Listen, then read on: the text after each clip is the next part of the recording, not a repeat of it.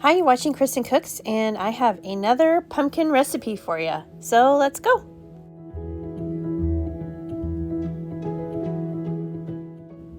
So I have a pumpkin sugar cookie recipe for you today. So in a bowl, you're going to put the flour, baking powder, salt, and pumpkin pie spice into a mixing bowl and whisk it until evenly combined. And I'm just going to have this recipe linked for you in the description so that you will have the correct measurements. I'm just going to go through the recipe quickly here for you in this video. So we're going to put all the dry ingredients together and then whisk all of it until it is nice and evenly combined. And then in a large bowl, we're going to cream the butter and sugar together. And this recipe uses powdered sugar instead of granulated sugar.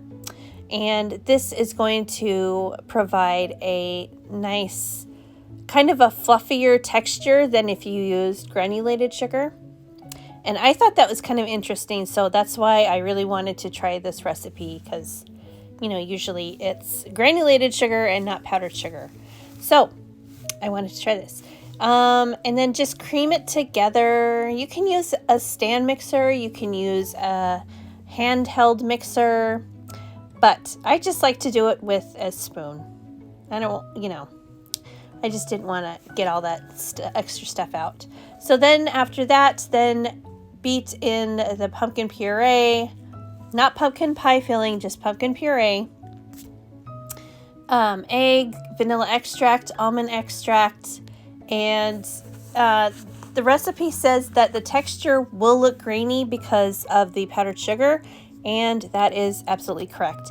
It actually looks like it curdles a little bit, which I know it's not curdled, but it's just the powdered sugar kind of lumps together a little bit in this process of mixing it all together, but it works out fine.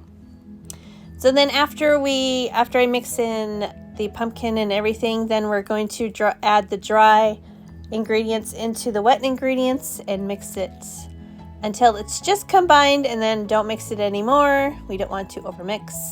And then it'll be time to just first chill the dough for 20 minutes and then roll out the cookies and then cut them out with whatever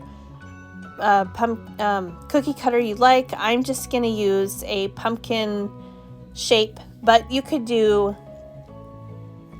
more Halloween themed, like a bat or coffin shaped, or what am I thinking? I have a little knife shape too, but anyway, I decided to just do all pumpkins. And let me tell you, the picture of the cookies in this recipe, they look so much more like professional than mine, but I did my best. This pumpkin sugar recipe also has a little recipe for the glazed icing, but I had extra frosting, cream cheese frosting in the fridge left over from a different recipe, and so I decided to use that instead. So I did not show making the glazed icing, but it is in the recipe if you want to do it.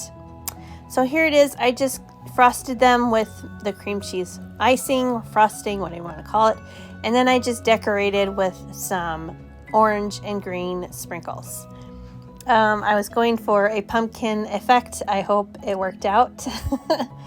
I know it looks, it doesn't look as put together as the picture, but anyway, I think they turned out cute anyway, and I thought they tasted really good.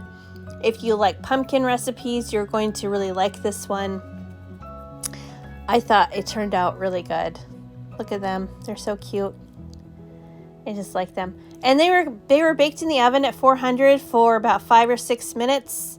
You don't want to get very much color on them at all. Okay, and then moving on, I also have a homemade pumpkin spice little demonstration for you too. I just ran out of pumpkin pie spice, and I thought this would be better to just make it myself because I can get a bigger quantity this way. I could also double the recipe if I wanted it to stretch even further. But I just decided to just make a one batch in this. So it's just ground cinnamon, ground cloves, ground nutmeg, ground ginger, and boom, there you go. There you go. You have it. So if you like this video, please give me a thumbs up and please subscribe. And I'm going to see you more this week.